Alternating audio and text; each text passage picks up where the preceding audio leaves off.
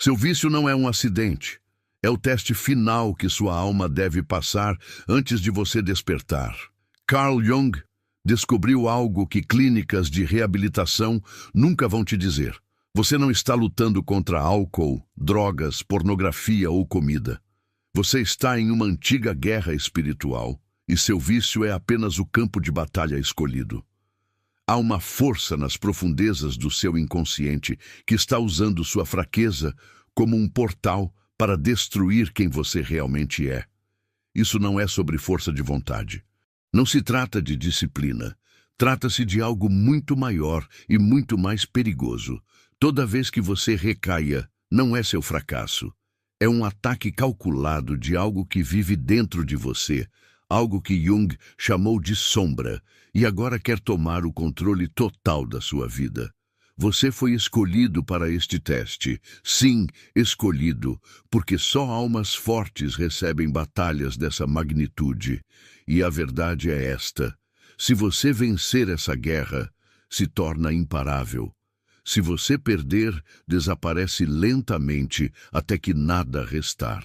A questão agora é: você está pronto para ver o verdadeiro inimigo? Há algo vivo dentro de você que você nunca convidou. Ele observa cada movimento seu, estuda seus padrões, aprende suas rotinas. Ele sabe quando você está fraco, quando está cansado, quando suas defesas estão baixas. Isso não é metáfora. Jung passou décadas mapeando a psique humana e descobriu que, sob nossa mente consciente, existe um vasto território que nunca exploramos. Nessa escuridão, as coisas crescem. Coisas que têm sua própria agenda. A maioria das pessoas acredita que elas são um só eu unificado. Uma pessoa tomando decisões, escolhendo ações, vivendo a vida. Jung descobriu que isso é uma mentira reconfortante. Você é uma casa com muitos cômodos, e nem todos os habitantes são amigáveis. Alguns deles querem que você fracasse. Alguns deles se alimentam do seu sofrimento. E seu vício é a arma favorita deles porque funciona perfeitamente. Isso te mantém distraído, te deixa envergonhado, te mantém isolado. Isso impede que você descubra quem realmente é. O invasor não se anuncia. Ela não bate na sua porta para se apresentar como sua inimiga. Em vez disso, ela sussurra, sugere, faz você acreditar que os pensamentos na sua cabeça são seus próprios pensamentos. Aquele desejo que você sente às 3 da manhã, aquele impulso repentino que parece que vai te destruir se você não o satisfazer, você acha que é você querendo algo. Mas Jung diria para você olhar mais de perto. Pergunte a si mesmo, esse desejo serve ao seu maior bem? Isso se alinha com quem você quer se tornar? Ou isso vai ativamente contra tudo o que você afirma valorizar? O invasor conhece sua história, conhece cada ferida, cada decepção, cada momento de dor que você tentou enterrar, e usa isso contra você com precisão cirúrgica. Quando você se sente sozinho, isso sugere a única coisa que vai te fazer se sentir ainda mais sozinho depois. Quando você se sente ansioso, isso oferece um alívio temporário que vai multiplicar sua ansiedade por 10 vezes amanhã. Não está tentando te ajudar. Ele está tentando te colonizar, pedaço por pedaço, até que não reste mais nada do seu eu autêntico. Jung chamou isso de complexo autônomo, um fragmento de psique que opera de forma independente, com seus próprios objetivos, sua própria inteligência, seu próprio instinto de sobrevivência. Seu vício alimenta esse complexo.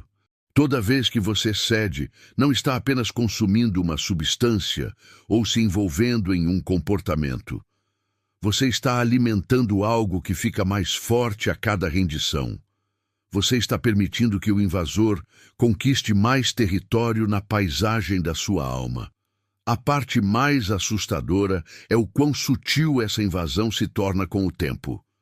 No começo, você pode sentir conflito. Uma parte de você quer parar, outra parte quer continuar. Mas à medida que o invasor ganha força, esse conflito desaparece. A voz que quer parar vai ficando cada vez mais baixa, até que um dia você percebe que não consegue mais ouvi-la. Você se tornou o vício. O invasor venceu.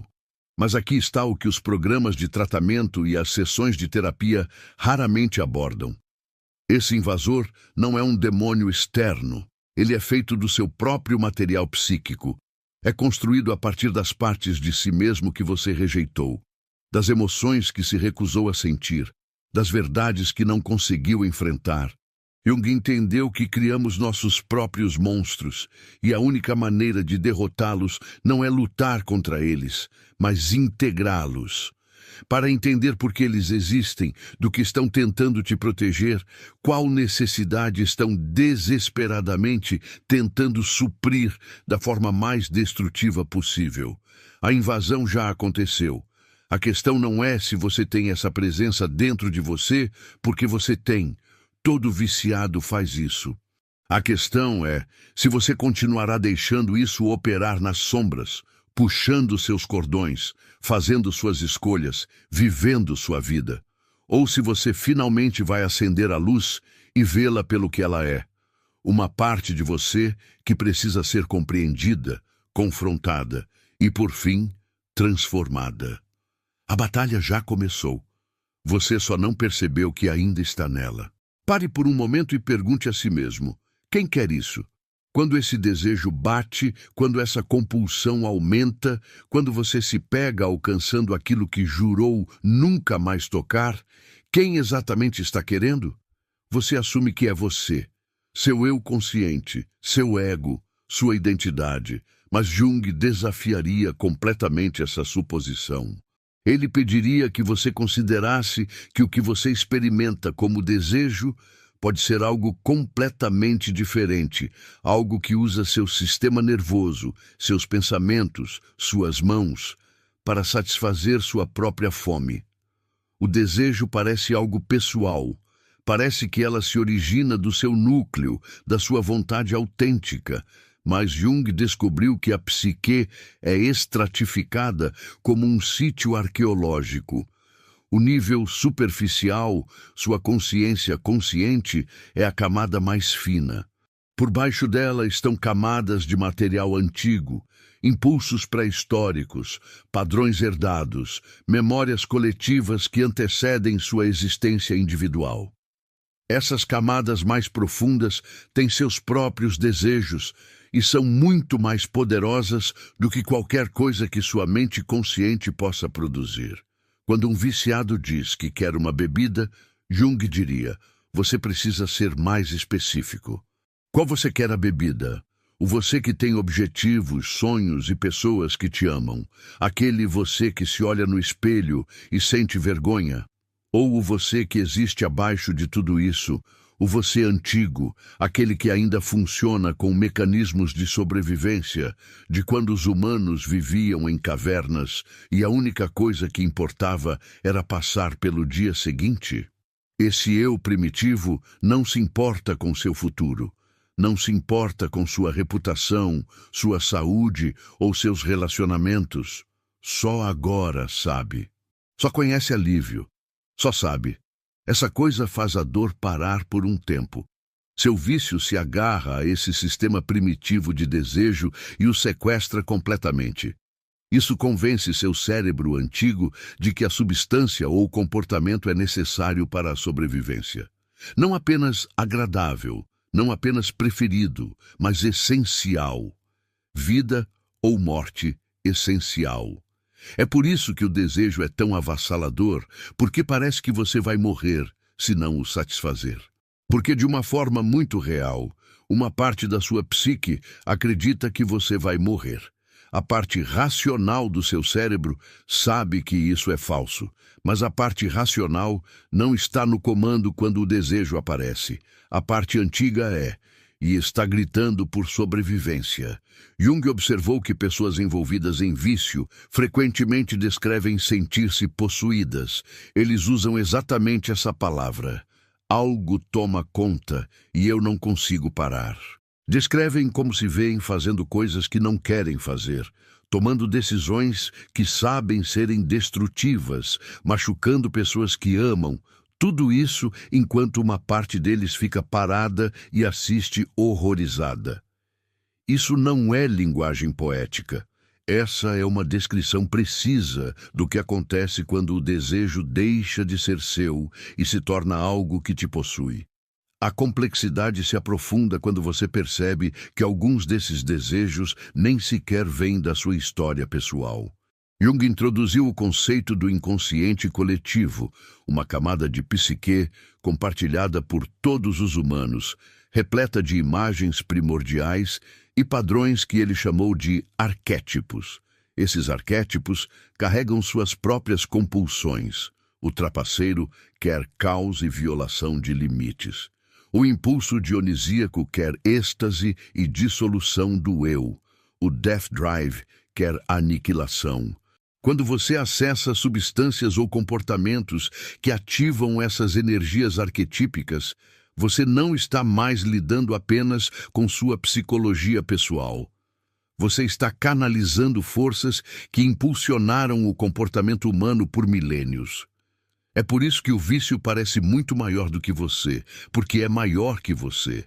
Você não está apenas lutando contra sua fraqueza pessoal ou seu trauma individual. Você está lutando contra padrões gravados na consciência humana ao longo de milhares de gerações. Você está lutando contra a parte da história humana que busca o esquecimento, que quer escapar do fardo da consciência, que prefere se dissolver no nada a enfrentar a terrível responsabilidade de estar acordado e consciente. Mas aqui está o insight crucial que Jung oferece. Reconhecer que o desejo não é inteiramente seu, não é uma desculpa. É o primeiro passo rumo à liberdade. Quando você entende que está sendo movido por forças maiores do que sua vontade individual, pode começar a se separar dessas forças. Você pode observá-los sem se identificar com eles. Pode-se dizer, é o desejo falando, não eu. Esse é o cérebro antigo gritando por alívio, não meu desejo autêntico. Esse é o complexo, o invasor, o padrão autônomo tentando se perpetuar, e eu não preciso obedecê-la. No momento em que você cria esse espaço entre o desejo e sua identidade, você retoma o primeiro pedaço de território nesta guerra. O desejo ainda vai aparecer, mas agora você sabe que não é toda a verdade de quem você é. Aliás, se você quiser ir ainda mais fundo e integrar suas sombras e luz, confira o e-book do Método Sim. É um guia conciso que pode ajudar você a desbloquear seu poder interior em apenas 5 minutos por dia. O link está no primeiro comentário fixado abaixo. Jung deu um nome à parte de você que você se recusa a reconhecer. Ele a chamou de sombra. Ele contém tudo o que você decidiu que não é aceitável em você mesmo. Cada impulso que você julgava errado, cada emoção que rotulava como fraqueza, cada traço que considerava indigno da sua autoimagem. Você passou a vida inteira construindo uma persona, uma máscara que mostra ao mundo, e tudo que não se encaixava nessa máscara foi jogado na sombra. Mas aqui está o que ninguém te diz. A sombra não desaparece, cresce, espera, e ele estuda você. A sombra te conhece melhor do que você mesmo, porque é feita das verdades que você não enfrentará. Ele vê através de cada mentira que você conta a si mesmo, cada racionalização, cada desculpa. E quando encontra uma fraqueza, não a explora aleatoriamente. Ele escolhe com precisão. Seu vício específico não é arbitrário, não é azar ou loteria genética. A sombra o escolheu especificamente porque ele atinge exatamente a linha de falha na sua psique que você mais se esforçou para esconder. Se você é viciado em álcool, veja o que o álcool faz por você. Será que isso silencia a voz que diz que você não é suficiente? Isso te faz sentir confiante quando por baixo você está apavorado? A sombra sabe que o medo vive em você e sabe que você nunca o enfrentará diretamente. Então, oferece um atalho, um veneno que parece remédio. Se você é viciado em pornografia, Qual a necessidade que ela preenche? A sombra sabe que você deseja conexão, mas tem medo da verdadeira intimidade. Ele sabe que você quer se sentir desejado, mas tem medo da rejeição. Então, isso te dá um substituto que não exige vulnerabilidade, risco, nem contato humano real. A armadilha perfeita. Todo vício é uma solução sombra para um problema real. O problema é autêntico, a dor é real, a necessidade é legítima. Mas em vez de enfrentar o problema real, a sombra oferece uma solução falsa que piora tudo. É como colocar um curativo em um ferimento de bala. O problema não é a bandagem, é a ferida. Mas você continua comprando mais curativos e se perguntando por que ainda está sangrando. O gênio da sombra é que ela usa seus próprios valores contra você.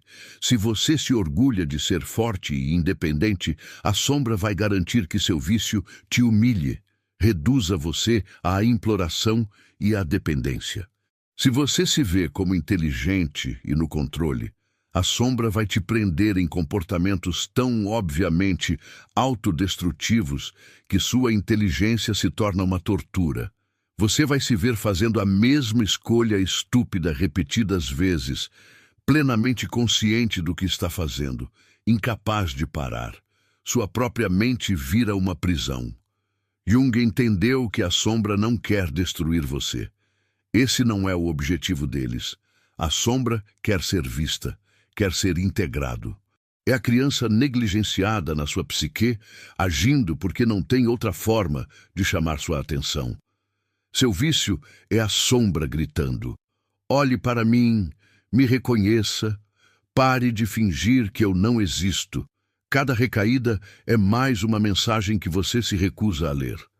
A maioria das pessoas pensa que curar do vício significa eliminar o desejo, matar a sombra, alcançar algum estado puro onde não sejam mais tentadas. Jung diria que isso é exatamente ao contrário. Você não pode matar a sombra. Faz parte de você. Tentar eliminar isso é como tentar eliminar seu próprio braço. Quanto mais você luta contra isso, mais forte ele fica. Quanto mais você nega, mais criativo ele fica para te sabotar. A sombra não joga limpo, porque você não foi justo com ela. Você trancou em um porão e fingiu que não existia. Agora está fazendo as correntes chacoalhar. A sombra escolhe suas fraquezas porque precisa que você finalmente se vire e olhe. Ele precisa que você pare de fugir das partes de si mesmo que acha inaceitáveis. O vício não é o inimigo. O vício é o sintoma. O verdadeiro problema é seu relacionamento com sua própria escuridão. As partes de você que você decidiu serem feias demais, vergonhosas demais, quebradas demais para merecer seu amor ou atenção. Essas partes não desaparecem, eles apodreceram e, eventualmente, eles encontram uma forma de se fazerem notar. Aqui está o paradoxo. No momento em que você para de lutar contra a sombra e começa a ouvi-la, seu poder sobre você começa a diminuir. Quando você pode olhar para seu vício e perguntar que parte de mim precisa disso, que ferida essa está tentando curar, qual verdade estou evitando, você começa o trabalho de verdade. Não é o trabalho de apertar os dedos diante dos desejos ou contar dias de sobriedade. O trabalho de integrar as partes rejeitadas de si mesmo de volta à totalidade. A sombra escolheu sua fraqueza não para te destruir, mas para mostrar onde você precisa crescer. A questão é se você tem coragem de olhar. Você fez isso de novo. Você estava indo muito bem. Dias limpos, talvez semanas, talvez meses. Seus relacionamentos eram curativos. As pessoas começaram a confiar em você de novo. Você podia imaginar um futuro que não girasse em torno de vergonha e segredo. E então, bem quando as coisas finalmente estavam melhorando, você destruiu tudo. Você alcançou aquilo que sabia que iria arruinar tudo. E o pior de tudo é, uma parte de você queria. Uma parte de você escolheu a destruição em vez da felicidade. Por quê? Jung diria que autossabotagem não é fraqueza ou estupidez. É uma forma de proteção. Sua psique está tentando te salvar de algo que ela percebe como mais perigoso do que o próprio vício. Aquela coisa que você tem medo, mais do que de perder tudo, é sucesso, é a totalidade. É realmente se tornar a pessoa que você diz querer ser. Porque se você se tornar essa pessoa, não pode mais se esconder atrás do seu vício. Você terá que viver plenamente, sentir tudo, assumir a responsabilidade pela sua vida. E uma parte de você tem um medo absoluto disso. O vício cumpre uma função. Não está apenas destruindo sua vida, é te proteger de algo que sua psique decidiu que você não consegue lidar. Talvez seja te proteger das expectativas que vêm com o sucesso. Se você continuar quebrado, as pessoas esperam menos de você. Eles perdoam seus fracassos. Eles não exigem que você corresponda ao seu potencial. Seu vício se torna uma desculpa. Um escudo contra a possibilidade aterrorizante de que você realmente precise tentar. E ainda assim, pode falhar. Melhor fracassar por causa do vício do que fracassar quando você deu tudo o que tinha. Ou talvez o vício esteja te protegendo da intimidade. Conexão real exige vulnerabilidade. Exige deixar as pessoas te verem, não a máscara que você mostra ao mundo, mas o verdadeiro você, com todos os seus defeitos, medos e necessidades. Isso é assustador. É muito mais fácil manter as pessoas afastadas do seu vício. Eles não podem chegar muito perto, porque você é uma bagunça demais. Você está sempre a uma crise de afastá-los. O vício garante que você nunca terá que arriscar o amor verdadeiro, pois você vai sabotá-lo antes que fique muito profundo. Você provavelmente já fez isso várias vezes. Bem quando alguém chega perto, quando começa a te ver de verdade, você recaia. Você explode tudo. Você prova para eles e para si mesmo que não é digno de amor. E de um jeito doentio, isso parece mais seguro do que correr o risco de ser amado e possivelmente abandonado. Jung observou que as pessoas têm mais medo da própria luz do que da escuridão. Podemos aceitar estar quebrados. Vivemos com o quebrado por tanto tempo que parece um lar. Mas tornar-se inteiro, saudável, poderoso, isso é território desconhecido. Isso exige que deixemos de lado a identidade que construímos em torno do nosso sofrimento. E para muitos dependentes, o sofrimento é a única identidade que possuem. Quem é você sem seu vício? Sem sua história de luta, dor e sobrevivência? Talvez você precise descobrir, você pode ter que construir uma nova identidade do zero. Você pode ter que admitir que não é vítima das suas circunstâncias, mas o criador da sua vida. Essa é uma responsabilidade pesada. A autossabotagem também te protege do luto. Se você realmente se curar, terá que lamentar todos os anos que perdeu, todo o dano que causou, todas as oportunidades que escaparam enquanto você estava preso no ciclo. Desde que você permaneça em dependência ativa, pode evitar esse luto. Você pode ficar anestesiado. Você pode continuar dizendo a si mesmo que vai lidar com isso depois, que vai se redimir, que vai se tornar a pessoa que você deveria ser depois. Mas depois nunca chega. E o luto espera. No momento em que você fica sóbrio, no momento em que começa a se curar, toda aquela dor adiada vem com tudo. Sua psique sabe disso. Então isso mantém você usando. Ele te mantém no inferno familiar, porque o céu desconhecido exige que você caminhe por um vale de luto tão profundo que você não tem certeza se vai sobreviver. Há outra camada aqui que Jung reconheceria imediatamente. Às vezes você se sabota porque o sucesso trairia seu sistema familiar. Talvez todo mundo na sua família esteja quebrado. Talvez o vício e a disfunção sejam o legado da família. Se você se cura, se quebra o padrão, está implicitamente dizendo que eles também poderiam ter feito isso. Você está refletindo as escolhas deles. E uma parte de você não suporta fazer isso com as pessoas que ama, mesmo que isso signifique sacrificar sua própria vida. Então, você fica doente para fazer companhia a eles. Você falha em protegê-los da dor de ver o que poderia ter sido. O padrão se repete porque você não abordou o medo central. Você continua tentando consertar o vício sem olhar para o que o vício está resolvendo para você. Você continua tratando o sintoma sem diagnosticar a doença. E a doença é esta: você não acredita que merece a vida que diz querer. Em algum lugar profundo da sua psique, existe a crença de que você é fundamentalmente indigno de felicidade, de amor ou de paz. O vício é apenas o mecanismo de imposição dessa crença. Toda vez que você se sabota, está provando que essa crença está certa.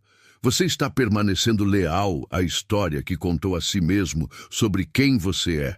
E até que você desafie essa história, até que você desenterre essa crença e a examine à luz, você continuará destruindo tudo de bom que entra na sua vida.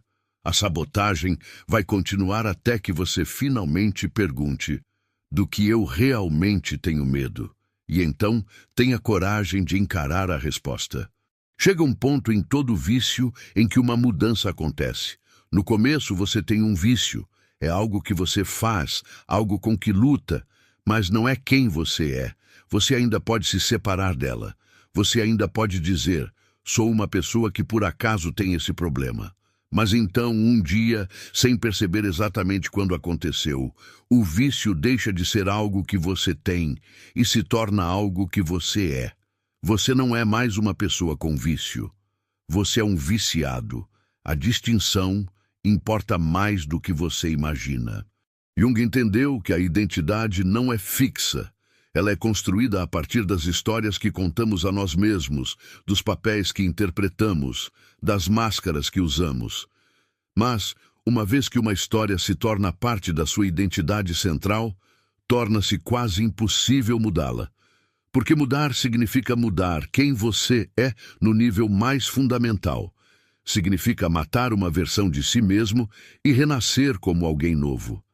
Esse tipo de morte assusta mais as pessoas do que a morte física. Então eles se agarram à identidade, mesmo quando ela os está destruindo, porque pelo menos ela é familiar. Pelo menos eles sabem quem são. Quando o vício vira identidade, tudo muda. Toda a sua personalidade se reorganiza em torno disso. Seus amigos são pessoas que usam ou que facilitam. Seus hábitos giram em torno de comer e comer. Suas emoções são ditadas por você conseguir, se ele conseguir sua dose. Seu senso de autoestima está ligado à sua capacidade de lidar com o vício ou à sua falha em fazê-lo. Você para de ter interesses fora disso. Você para de ter metas que não envolvem isso. O vício se torna o centro de gravidade ao redor do qual toda a sua vida gira. A identidade de dependente também traz um tipo estranho de conforto. Isso te dá uma comunidade. Outros dependentes te entendem de maneiras que pessoas normais nunca entenderão. Há um vínculo no sofrimento compartilhado, um sentimento de pertencimento que talvez você não tenha encontrado em nenhum outro lugar. Isso te dá uma narrativa, uma forma de explicar por que sua vida é do jeito que é. Isso te dá algo contra o que lutar, mesmo que continue perdendo. E em um mundo que muitas vezes parece sem sentido, ter algo para lutar, mesmo que seja você mesmo, oferece estrutura e propósito. Mas aqui está a armadilha. Uma vez que você se torna um viciado na sua própria mente, a recuperação passa a ser sobre perda, não ganho. Você não está trabalhando para se tornar alguém melhor. Você está tentando parar de ser quem você é. E isso é quase impossível de sustentar, porque quem você é continua se reafirmando.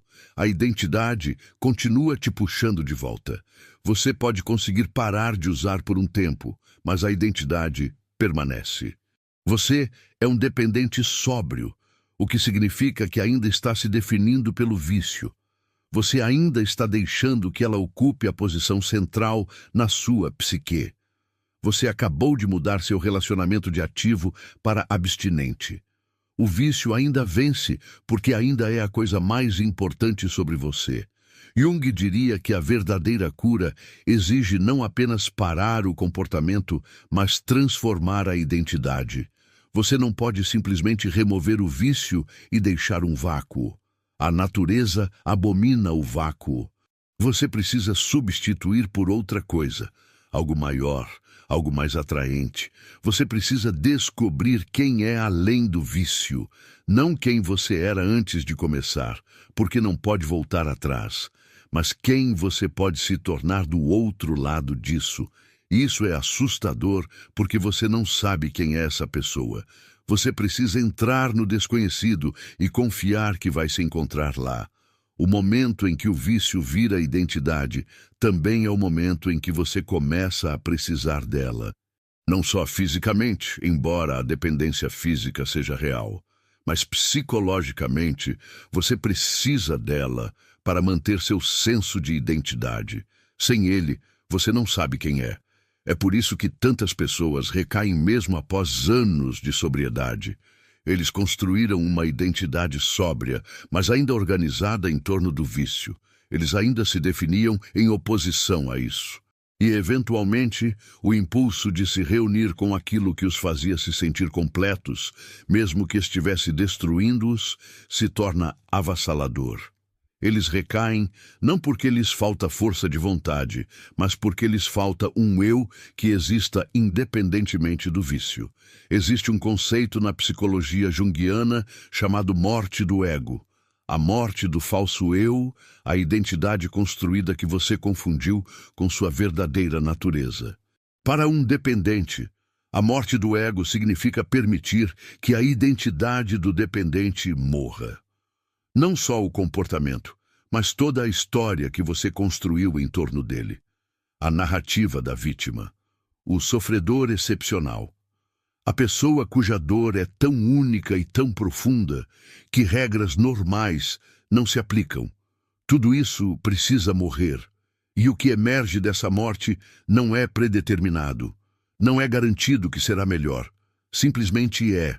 É um ser autêntico e cru, sem a armadura da identidade, sem a proteção de uma história familiar. É vulnerável, incerto e absolutamente necessário se você quer ser livre. A pergunta que você precisa se fazer é esta: você está disposto a deixar o dependente morrer? Você está disposto a não saber quem é por um tempo? Você está disposto a atravessar esse deserto de dissolução da identidade e confiar que algo real espera do outro lado? Ou você vai continuar se agarrando ao inferno familiar porque pelo menos sabe o nome dele? O vício só pode ser sua identidade enquanto você concordar com ele. No momento em que você retira esse acordo, no momento em que diz que eu não sou mais isso, mesmo que você não saiba o que é, a transformação começa, mas você precisa estar disposto a morrer primeiro.